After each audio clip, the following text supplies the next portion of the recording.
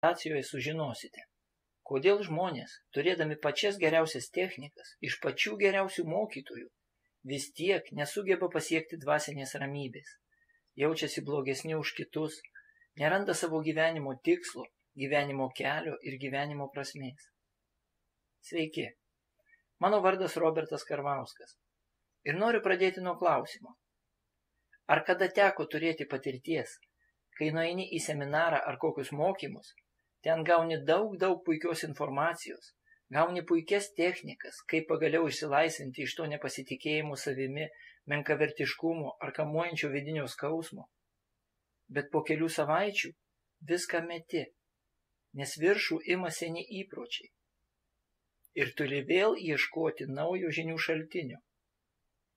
Taigi, juk dažnai būna, kad po mokymų namo grįžti pilnas entuziazmo ir iš karto pradedi taikyti tai, ko išmokai. Kaip jau tikriausiai žinai, rezultatai taip greit, kaip norėtum, nepasirodo. Todėl entuziazmas vis krinta ir krinta. Pradedi vis mažiau ir mažiau taikyti viską praktikoje ir dar nespėjus nei savaitei praeiti. Pastebi, kad iš visų tų nuostabių žinių, to entuziazmo ir ryžto liko tik gražūs prisiminimai ir stalčiuje besimėtanti krūva popieriaus lapų, kuriuose taip atidžiai konspektavai visą tą stebuklingą informaciją seminare. O tas nerimas dėl ateities, stresas darbe ar ligos, kurių taip siekia atsikratyti. Kaip buvo, taip ir išliko. Tada prasideda saviplaka. Iškyla jausmas, kad esi nevykėlis, kad kažkas su tavimi ne taip, kad esi tiesiog blogesnis žmogus negu kiti. Jei atvirai, apie tai kalbėdamas jaučiuosi, lyg pasakočiau savo praeities istoriją ir kaip tuo metu jausdavausi. Na, bet apie tai šiek tiek vėliau. Esmė tame, kad seminaruose matai sėkmingus, turtingus ir pasitikinčius savimi žmonės, kurie yra besišypstantys, laisvai bendrauja ir yra labai mėgstami kitų. O tau vis dar nesiseka. Vis dar nesinori nuoširdžiai šypsotis ir vis dar jauti susikaustymą bendraujant su nepažįstamais ir baimę, kad tavęs nesupras. Ir tada, lyg užmygęs, nesąmoningas, tu eini į dar vieną seminarą. Ir ten vėl tas pats. Užsisuka baisus ratas, nuo kurio jauti tik dar didesnę baimę, kad tau išvis niekada nepavyks kažko pasiekti ir pradedi dar labiau save spausti. Nes vis dar lygini savi su kitais, pasijausdamas nieko vertas ir tuščias. Būtent taip aš gyvenau 10 metų.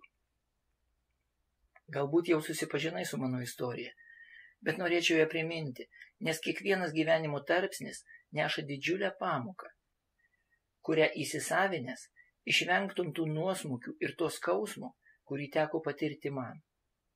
Taigi, kaip ir dauguma, šį tobulėjimo kelią pradėjau nuo buvimo dugne. Nuo 1998 metų Rusijos ekonominės krizės, kai mano pats pirmas verslas pradėjo skaudžiai smukti žemyn. Kai ant to pastatyta visa ateitis, visa šeimos gerovė, o išeities nematai. Tada būna žiauriausiai. Kai atrodo nėra jokios išeities ir kūnas tiesiog plėšomas į visas puses, nes nuolatinė įtampa, nerimas dėl ateities ir mintys, o kaip reikės gyventi toliau ir kaip viskas aplink byra kaip kortų namelis, neapleidžia tavo minčių net miegant. Jei labai sunkių gyvenimo momentų turi priemonių planą, jei bent žinai, ką daryti, viskas daug paprasčiau. Tokių dalykų pas mane nebuvo. Todėl aš niekada nesakau, kad nereikia tobulėti, skaityti knygų ar lankyti seminaruose. Jei tai darai, nesustok, nes eini teisingu keliu. Bet jei kartais atrodo, kad kažko trūksta, nesiplėšyk. Šiek tiek sustok ir pabandyk savo atsakyti, o kogi trūksta. Nes anksčiau ir vėliau gyvenimas prispaus į kampą, skaudžiai aptalžys ir pareikalaus atsakymų. Mano paieškos truko daugiau nei 10 metų. O viskas vyko taip. Man, kaip ir daugumai pradedančių saviugdos kelią, į akiratį netikėtai pateko knyga. Tai buvo Aleksandro Sviešo "Kas mums trukdo praturtėti". Taip ir nėriau į visą tą žinių kaupimo ir didžiulio savęs spaudimo ratą, nes vis neapleido jausmas, kad esu blogesnis už kitus, mažiau pasiekęs, mažiau žinantis. Tam, kad tai kompensuoti, pirkau vis daugiau ir daugiau knygų, ėjau į įvairiausius seminarus ir mokymus. Mano pagrindinė nuostata buvo: aš galiu įveikti save. Taip save ir įveikiau. Sudaužyti į šukes mano 10 metų žinias ir tobulėjimą prireikė vieno vienintelio sunkaus įvykio. Tada pamačiau savo tikrąjį veidą. Pamačiau, koks vis dėlto esu nesaugus, išsigandęs ir tuščias. Jei vis dar nepriėjai tokio gyvenimo taško, tai ruoškis tam, nes dažniausiai visas savo negatyves emocijas, pyktį, baimę, nerimą ar puikybę tiesiog užspaudžiam giliai savyje. Vaidinam pasitikinčius savimi, daug išmanančius ir laisvus, ypač prieš senus savo draugus, kurie netobulėja. Ir esant įtemptai situacijai, tai išlenda visa savo jėga. Ir patikėk manim, ta jėga didžiulė. Na ir kas, kad per tą 10 metų buvo sukurta sėkmingo kabutėse gyvenimo iliuzija. Nes juk išoriškai žiūrint viskas atrodo kaip ir gerai. Verslas juda į priekį, santykiai šeimoje ir su kitais žmonėmis neblogi. Atrodai pasitikintis savimi ir ryžtingas. Bet ko niekas nemato, kad tas skausmas mano viduje, mano širdyje, tai niekur nedingo. Todėl nustok jaustis už kažką blogesnis ar geresnis. Trumpas pratimas. Kai būsi miške, pabandyk surasti geresnį arba blogesnį medį. Jei pradėsi ieškoti, negalėsi tokio rasti. Jie visi skirtingi, todėl savaip žavūs. Nėra geresnio ar blogesnio.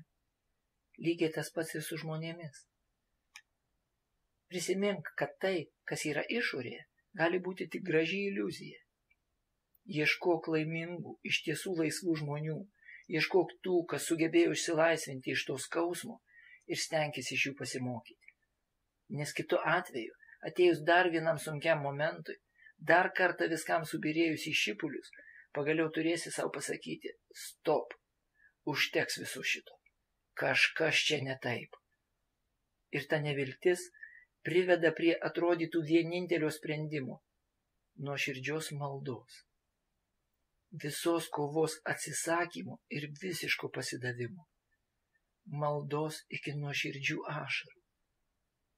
Mano atveju tai buvo kertinis gyvenimo momentas.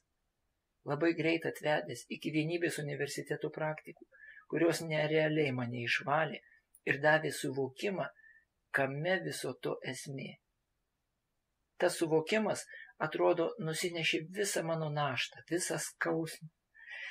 Ir pagaliau mane užpildė. Pajaučiau, ką reiškia tikroji dvasinė ramybė.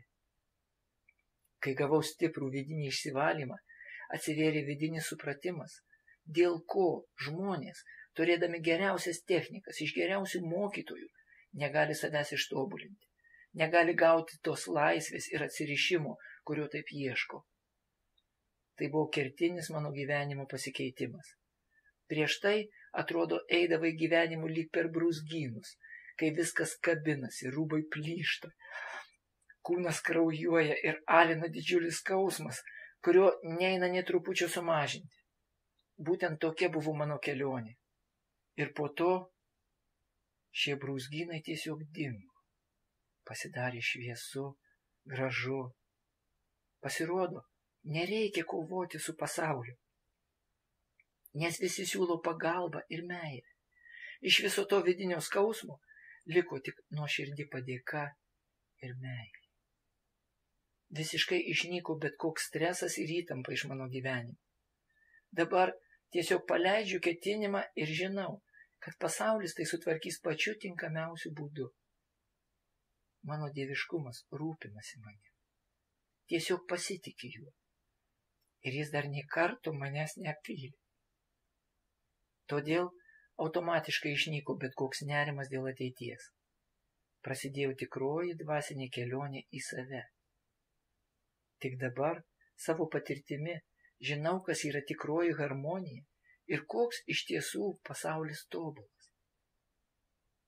Po viso to atėjo vidinis nurodymas, kad turiu greit pradėti tuo dalinti su kitais. Nors ir įsisukęs į verslą, buvau priverstas tai tiesiog paleisti ir duoti žmonėms tai, ką gavau pats. Taip gimė sąmoningumo mokykla Gyvenimo rytas. Ji sukurta žmonėms, norintiems pagaliau surasti gyvenimo prasmę, pradėti iš tiesų tobulėti ir išmokti valdyti savo gyvenimą. Ši mokykla yra ne tam, kad joje išmoktumėte dar kelių asmeninio tobulėjimo technikų ar sužinotumėte dar kelias naujas teorijas. Pagrindas. Visos technikos ir teorijos neveiksmingos, kol neturite joms tinkančio rakto. O raktas yra jūsų širdyje. Kaip jį ten rasti? Atsakymas paprastas. Eiti į save. Kitu atveju, pats teisingiausias pratimų atlikimas ar nustatytų taisyklių laikymasis, tai yra tik dar viena prievolė kūnui ir protui su etikete reikia. Kaip ir minėjau, tai padeda laikinai paslėpti savo bėdas pačiam nuo savęs, bet lemiamų momentų visa ši, kabutėse, puokštė išsiveržia iš gelmės ir skaudžiai parodo, kad visos įdėtos pastangos tai buvo savo ego auginimas, kad realiai netapai sąmoningesniu, pakantesniu, ramesniu. Sąmoningumo mokykloje Gyvenimo rytas išmoksite savo širdyje atrasti raktą, kuris universaliai tinka bet kuriai asmeninio tobulėjimo technikai, bet kurį tobulėjimo kelią daro veiksmingu ir prasmingu. Sąmoningumo mokyklą sudaro 3 mokymo pakopos. Pirmosios pakopos užsiėmimuose sužinosite, kas sudaro tikrosios laimės pagrindus, kaip teisingai kvėpuoti, maitintis, miegoti ir kaip tai įtakoja gyvenimo kokybę, kas yra tarnystė ir ką tai duoda, kas yra pasidavimas, kam, kaip ir kodėl reikia pasiduoti, kaip pradėti tobulėti, kaip išsilaikyti tobulėjimo kelyje, kaip sužinoti savo gyvenimo misiją, sukurti savo gyvenimo viziją ir surasti savo gyvenimo tikslą. Nuo ko pradėti šias žinias taikyti? Jeigu visas šias žinias tiesiog pradėsi taikyti, šios žinios leis suvokti tau gyvenimo prasmę, leis pradėti nuostabų kelią į savo širdį, kurioje slypi neįkainojami turtai. Ten slypi visai kitas gyvenimas, be nerimo, be pykčio, be įtampos. Išmoksit pasitikėti viskuo, kas vyksta jūsų gyvenime. Išmoksit nekovoti su gyvenimu, o dar netekėti su darnia ir harmoninga gyvenimo srove, be jokių įtampų, abejonių. Tai duos entuziazmą, tai duos valią, tai duos energiją, kuri bus panaudota tavo gyvenimo keitimui. Pirmos pakopos užsiėmimuose praktiškai atliksite įvairius kūno tobulinimo pratimus, kūno atpalaidavimo ir stebėjimo tyloje pratimus, tai yra meditacijas, vizualizacijos pratimus, kontempliacijas, įgalinančias pradėti savyje dvasinio tobulėjimo ir išsivalymo virsmą, panaudoti energinius gamtos resursus. Naudosim kvėpavimo technikas, leidžiančias išnaudoti savo fizinės galimybės dvasinio tobulėjimo kelyje. Gyvenimo tikslo paieška. Spauskite apačioje esantį mygtuką ir užsiregistruokite. Taigi, lauksiu jūsų pirmos pakopos užsiėmimuose.